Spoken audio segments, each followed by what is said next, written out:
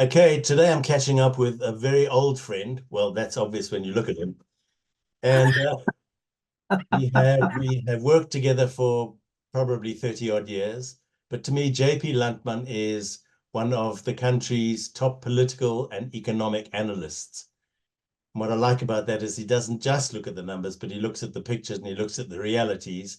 And great to see you again, JP. Thank you, Stuart, and great to see you too, indeed, indeed. So now here we are into a GNU almost, lots of cracks appearing. What was your first take when the results came in and they started showing a different kind of pattern? Well, as the results came in, it became clear quite soon that the issue would not be whether the ANC gets below 50. I think that was fairly clear right from the beginning. But will they drop as low as 40? And indeed, they did drop as low as 40. And then there were a couple of uncertainties in the air, not necessarily my own, but what people postulated. The first one is, will Cyril survive a 40% turnout for the ANC? Yes, he did survive that. Secondly, the bigger question, with whom will the ANC go? Will they form a coalition? At 40%, they have to form a coalition with a bigger party. And it was not good enough just to think in terms of small parties. So who would that coalition be with? Would it be with the DA or would it be with EFF MK? And I've never really had any doubts that it would go the DA way. But it was, nevertheless, there were the tense few days where we wondered, which way the decision will go. And in the end, the ANC finessed it very, very brilliantly.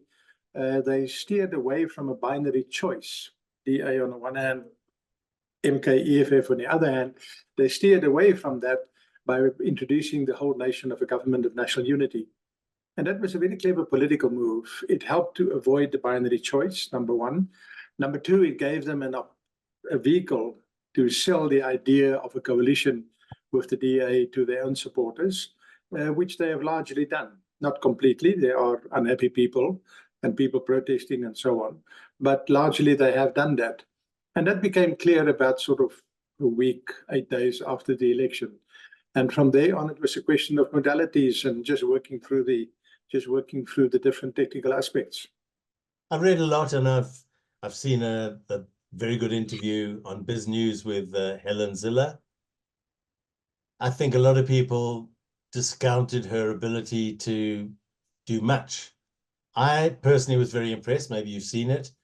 Tell me about the importance of the seniority of the thinkers in these kind of negotiations. I mean, it seems to me, it seemed like a masterstroke. And I don't think we've seen anything like the end of it. But what would have been going on in the background?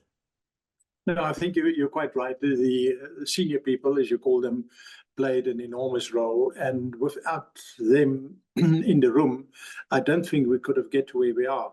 First of all, they bring a certain maturity. Secondly, they bring a certain experience. They've been around the block. They've seen these things before.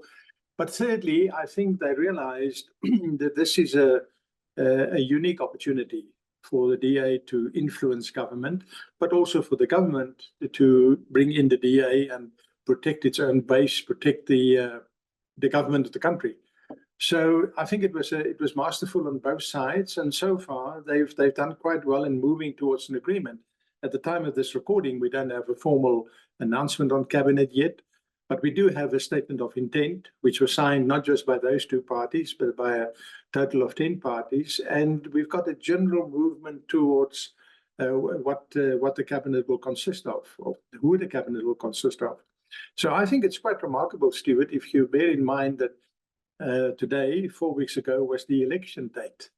And then it took another few days for the results to be confirmed and verified. We've actually seen a change in government in about 3 weeks, which is not something to be sneezed at and nor something to just be accepted as normal.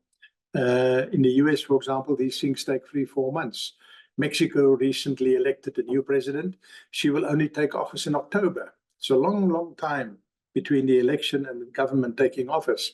We've done it, I think, in a remarkably short time. So That's very substantial.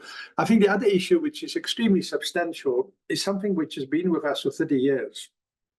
People have said, yeah, okay, you've got a democracy, people can vote, your elections are free and fair, they're fairly well organized, all that is good. But the real test for democracy will come when the governing party, in this case the ANC, loses power. Well, the ANC lost power, and within a question of days, they've moved to an alternative government. No quibbling about the results, no protesting, no court actions, no contesting the results. Accept it, move on to a new government. I think that was a pretty fundamental turning point for South Africa. What happened? You worked on the President's Council as an advisor for a long time. Without giving away any trade secrets, how do the conversations go? There have to be some very hard, stark facts brought to the table. I mean, do they say, guys, it's all very well saying that you're going to appoint X as a minister of Y, but there are clouds hanging over his or her head. And what about such and such who also has, how do you get to the elephant is huge in the room. How do you get around or over the elephant where you've got to say, now, come on, are you going to stick with what you've done for 30 years where it's obviously not working and now the people have spoken? Or are you going to make a sea change and move over to doing things right? I can't even imagine how that happens. Yeah, no, indeed. And I think for many years from now, history books will be written about it. But here is the way I see it. The first thing that they had to do, and in fact, which they did, was to focus not on who, but on how. And let me just go back a bit. Since 2016, but particularly after 2021, the two local government elections, 5 years apart, in 2016 and then 5 years later in 2021, we started getting a huge number of local government councils where there was no clear majority and coalitions had to be formed. And in general, I think you'll agree, Stuart, it was quite a horrendous experience for South Africans. Joburg is not functioning, Pretoria, Tshwane is not functioning, Nelson Mandela Bay, and a host of smaller councils as well. Those coalition experiences were not good. So what have we learned from them? I think what we've learned from them is that you have to focus not on who, but on how. When you focus on who will get the job, who will be the mayor, who will be the speaker, who will get the salary, and so on and so forth, then you miss the point. It should be about how. How are you going to govern? What are you going to do? What will your priorities be? How will you pursue those priorities? And this distinction between who and how may sound like a playing around with words, but it is pretty fundamental. And I think the breakthrough came a week after the election, the following Thursday, so 8 days later. The ANC's National Executive Committee had a whole day meeting. And that evening, the president came out and said the decision of the NEC was to go for a government of national unity. But almost more important, they proposed 10 foundational principles for the government of national unity, and they proposed 9 immediate priorities for the government.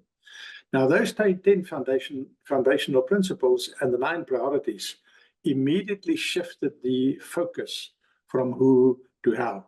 Once you agree that those are your common values, that is the basis on which you're going to operate, then you can put together a government, and then you can talk a little bit about who.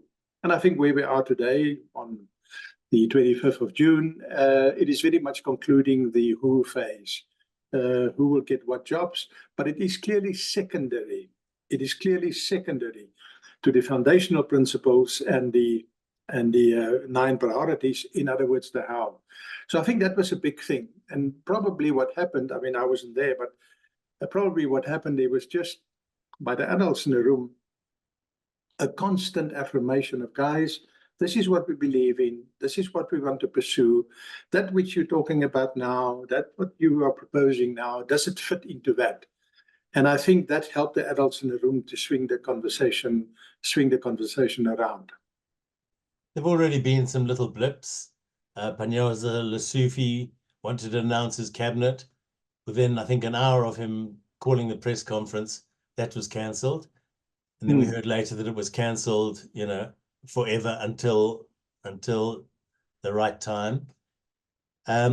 What holds the people, the adults in that room, to the plan? What keeps them in line other than, no, that's not what we agreed? I mean, is there something in writing which they've all signed, to which they've all agreed? Meritocracy, all the things that we know, all the things we dream of, as if we were in a grown-up country. Yeah, no, absolutely. That is exactly, for example, a meritocratic civil service, a rule of law, adherence to the Constitution. Those things are in the 10 foundational principles, and that was signed. So the agreement that was signed between the 10 parties, originally only the ANC and the DA, later other parties joined, that is what it's about. It's about those foundational principles and priorities. So that was done. It's in writing, it's there, it's clear. Does it have any legal force? No, I don't think so. I mean, can you now go to court and say, please, High Court of South Africa, these people didn't stick to this clause or didn't stick to that clause? No, I mean, that's not practical politics. So what are we looking at? Why do people stick to this piece of paper? And I think they will stick to the piece of paper because the alternative is really ghastly. What is the alternative? That the DA walks away and say, okay, we withdraw. Well, I think the voters, the people who voted for the DA, will not forgive them for that. There is at the moment such an exhilaration in the country, such a confidence building up, complete change in mood as a result of the election results, that to be seen to torpedo that will be political suicide. So I can't see the DA walking away. They might mumble and grumble and so on, but they will stay. And likewise for the ANC. What is the ANC going to do? Turn to the EFF?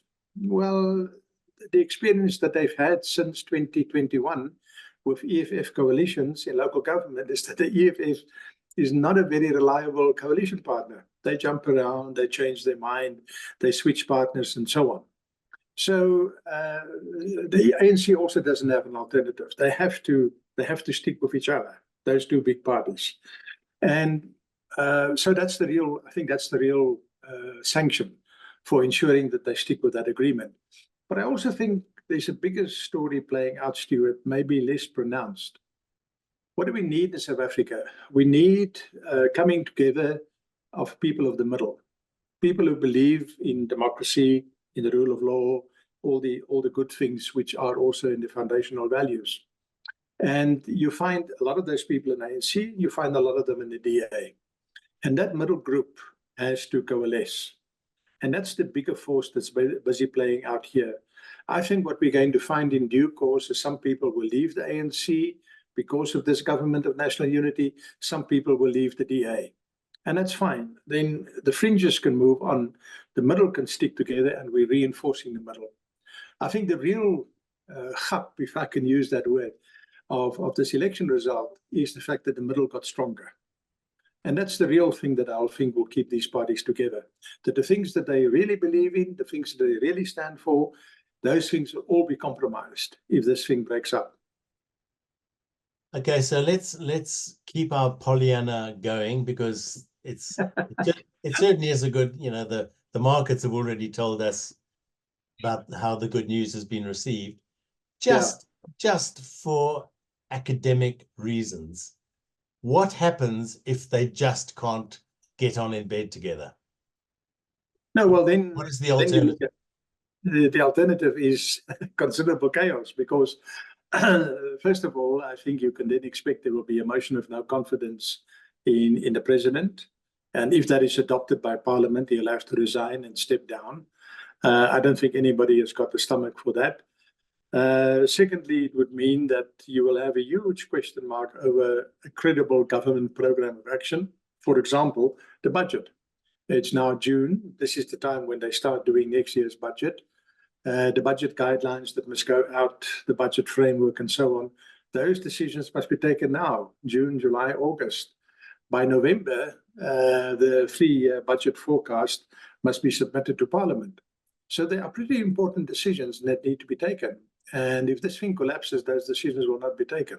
The bureaucrats will take them and they will say, look, this is what we think should happen. But if there's no political boss to accept or reject them, we are in limbo. And those are the kinds of too ghastly to contemplate alternatives that I think are helping to keep the parties focused. Okay, so now let's go back to the positives. Almost immediately the rand strengthened, and it's still staying pretty strong. What messages got sent to the world? How much were they listening? How much appetite do they have to start sending their money across the sea? Tell me what's going on in the minds of the corporate and business world elsewhere. Look, I think the corporate and the business world elsewhere follow the signals that they get from here. So it's very important what South Africans are doing, how South Africans are reacting. That's the lesson really that we've learned from previous crises. International people look at the locals and they follow the locals. And if they see the locals run for the door, well, then they also run. If they see the locals come in through the door, well, then they also come in. So that is the basic play, I think, that's going on in the financial markets. Why such a positive response? Because South Africa has got a number of things in its favor. And if it can get its act together and grow again in the way that it grew in Thabo Mbeki's time, for example, then the country is an attractive prospect for locals and foreigners. Then our shares and our bonds and so on are very attractive assets to own.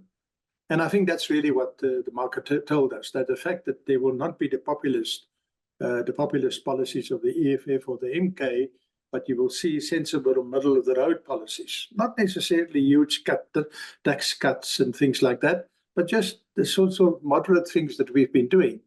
Although some people will say they were not moderate, but I'm talking about the middle here. Those things will unleash the country's growth potential, and I think that is what people have responded to. And all of this was very well encapsulated, Stuart, by a report, not a long report, 5-6 pages, by the Bureau for Economic Research at Stellenbosch, who has been around for, I think, almost 100 years and are very, very trustworthy and credible economic researchers. And they basically said, look, all that has to happen, the country doesn't need new policies, the country doesn't need a new beginning.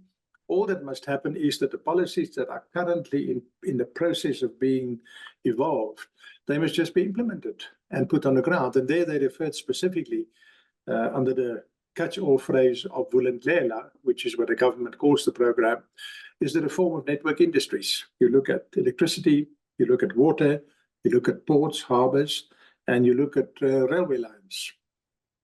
The spectrum has largely been done. There's still a little bit of mopping up to be done, but spectrum is largely done. But the other four, what is called network industries, require fundamental reform and fundamental change. And we see it most advanced in electricity. And I think what the outside world is saying, okay, these chaps who've given us this electricity change and who want to give similar change in water and ports and so on, these chaps are on the right track here. If they do these things, they can double their growth rate. And if they double their growth rate, the numbers look very different. And that's what the Bureau for Economic Research report spells out very clearly. And I think people look at those kinds of numbers, that kind of information, and they made the decisions accordingly. Now, who are the partners, I'm talking about the nations, that we want to sit around a table with?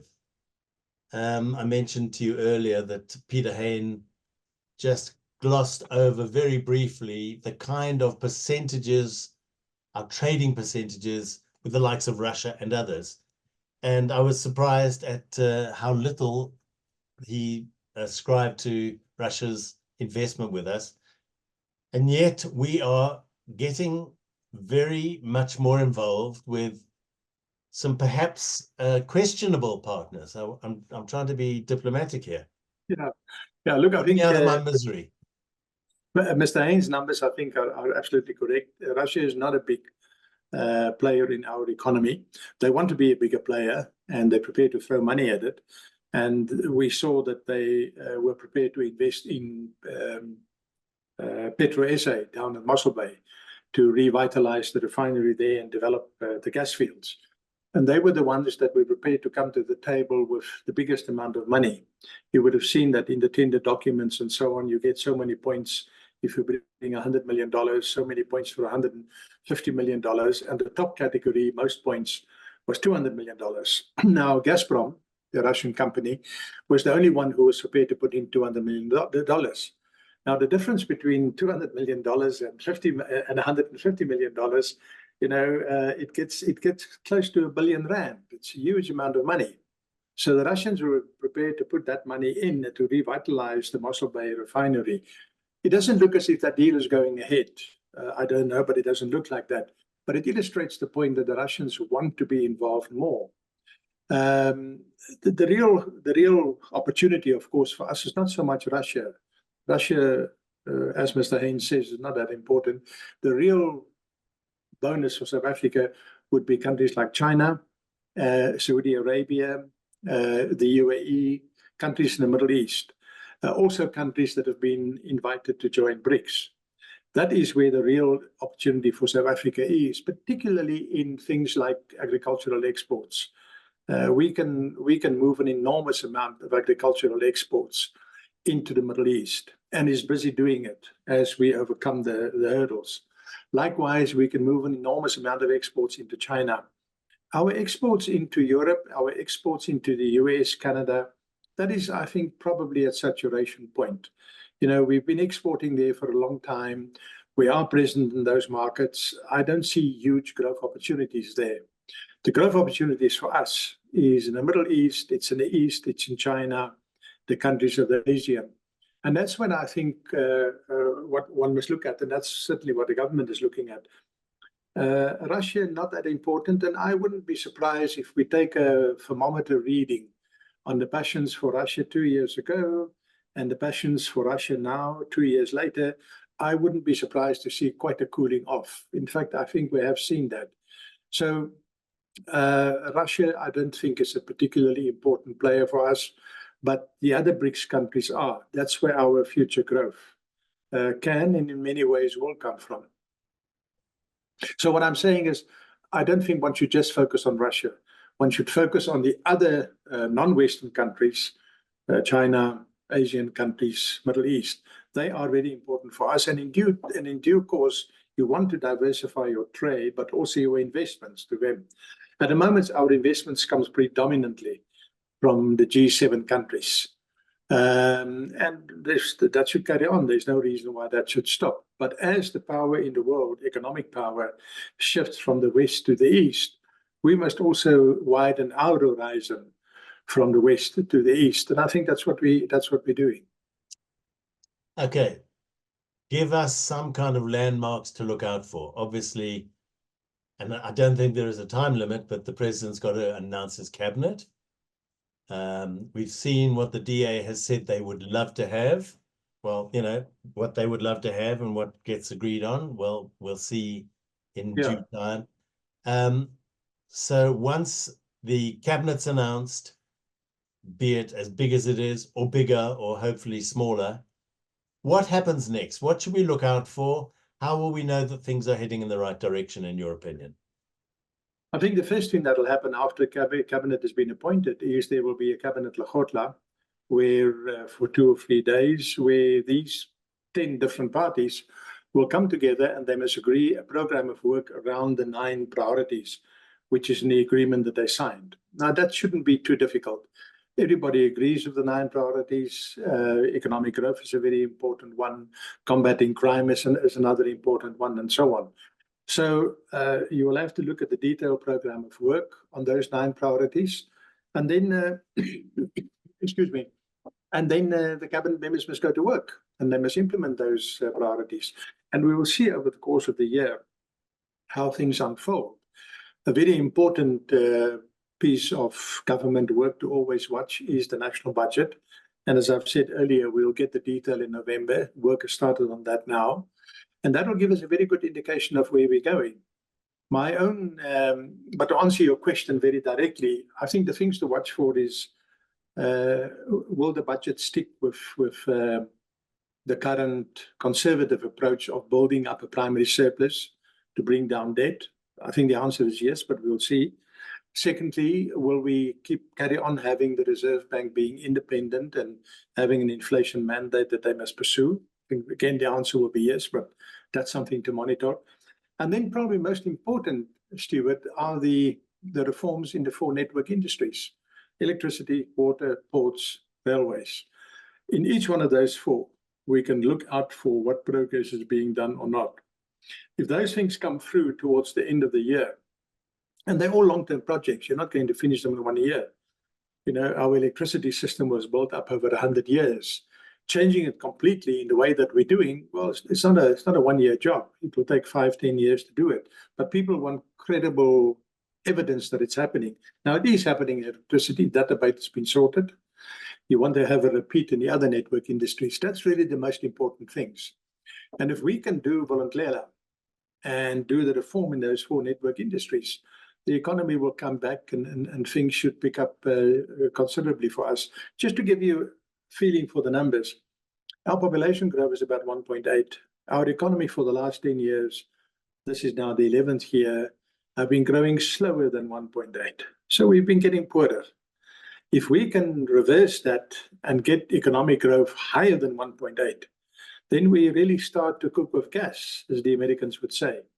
And that is the promise and the possibility of this government of national unity.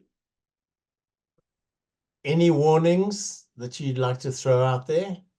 Are you overall optimistic? And you've in all the years I've known you, you've always found the positives.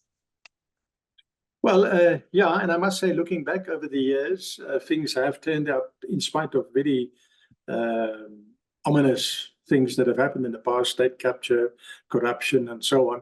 Things are moving in quite a nice direction. You know, we've landed in a good place. The system has carried us through. I've always said that we need 2 things to be successful. We need to grow our economy faster than our population. We haven't done that for 10 years, and we're paying the price for that. But with that, I've always said there's a second condition for success, and that is you need an open society, because in an open society, you can rectify mistakes. So we elected Mr. Zuma, but Mr. Zuma was eventually ejected from our body politic, much more decisively than Trump was evicted from US politics, just to take a very contemporary example. So Mr. Zuma is trying to come back with MK and so on. It doesn't look too good for him. So with an open society where you can correct your mistakes and move in a different direction. Zuma is one example, but of course the most pronounced example is this election result. Who would have thought that the ANC would drop to 40 and go into a coalition with the DA? It was unthinkable 2 years ago, 3 years ago, but it has happened. So I think we have the basic fundamentals for progress and success, and it's going that way. And I'm quite happy that my optimism over the years have not been, in spite of dark moments, have not been destroyed. JP, thanks for the updates. I'd like to keep doing this with you from time to time. And yeah, you've given lots of us so much to think about, but I think largely on the optimistic side, very little on the other side. So I'm glad your glass is still half full. It is. Can I just add one thing? You asked the question here, what can go wrong or what are the risks? I think the biggest risk at this point, Stuart, is the risk of a short-term interpretation. Interpretation based on the events of the last 1 hour of news. And we've seen that very clearly in the last week or so around coalition forming. We're entering a phase where process is very important, where people would have to negotiate, where people would have to talk, find one another, walk away from their prejudices and so on. And the biggest mistake one can make is to see in every possible setback as catastrophic. That, I think, is the thing one must avoid. Keep your eye on the long-term goal. The long-term goal is to have a government of the middle, to have parties of the middle come together, to resuscitate growth and create jobs, include more people in the economy. That's what the game is about. And as long as we keep focused on that, we should be able to see the progress. Thank you very much. Yeah, we must keep our eye on the long-term goal. And thank you for your time again, as always.